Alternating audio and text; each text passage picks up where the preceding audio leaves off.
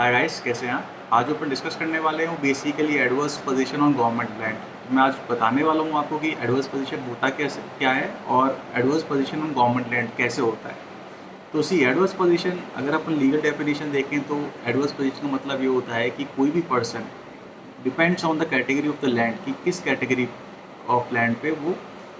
उसका कब्जा है। अगर प्राइवेट लैंड है तो 12 साल, गवर्नमेंट लैंड है तो 30 साल। तो अगर प्राइवेट लैंड या गवर्नमेंट लैंड, कोई भी लैंड में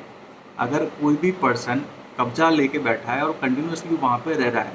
तो उस केस में वो कोर्ट में जाकर ये साबित कर सकता है कि ना इस लैंड पे मेरा अधिकार है और इस लैंड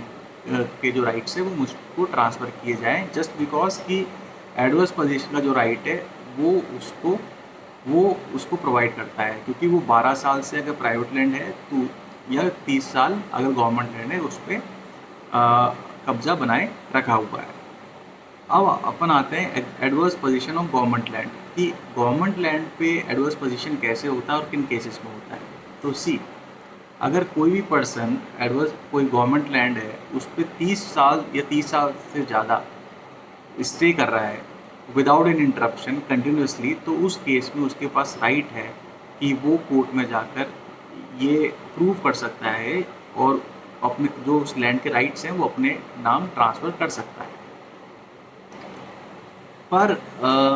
गवर्नमेंट लैंड का मतलब ये नहीं कि मतलब कोई भी गवर्नमेंट लैंड, अगर गवर्नमेंट लैंड कोई पब्लिक यूटिलिटी बेस्ड लैंड है तो उस केस में एडवर्स पोजीशन का राइट आपको नहीं मिलेगा। जैसे अगर कोई भी लैंड है जो बेसिकली गवर्नमेंट ने अलॉट किया हुआ है फॉर हॉस्पिटल पर्पस, तो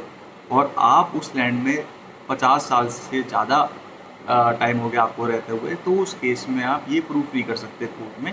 कि इस लैंड पे मेरा 50 साल से ऊपर का टाइम हो गया है और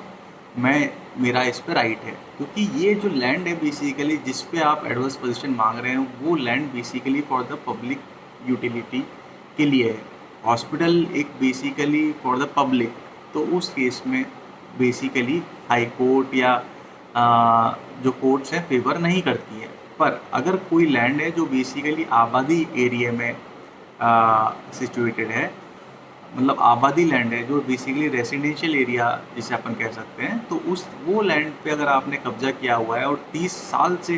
ज़्यादा का टाइम हो गया है, तो उस केस में आप कोर्ट में जाकर अपने राइट क्लेम कर सकते हैं। तो ऑल इन ऑल बेसिकली ये कि जो गवर्नमेंट लैंड है वो पब्लिक यूटिलिटी बेस्ड नहीं होना चाहिए और आबादी लैंड होना चाहिए, तो उस केस में आप कोर्ट में जाकर ये प्रूव कर सकते हैं कि इस पर मेरा राइट है, अगर आपने 30 साल से ऊपर का टाइम उस पर निकाल चुके हो, उस पर कब्जा आपने बनाया हुआ है।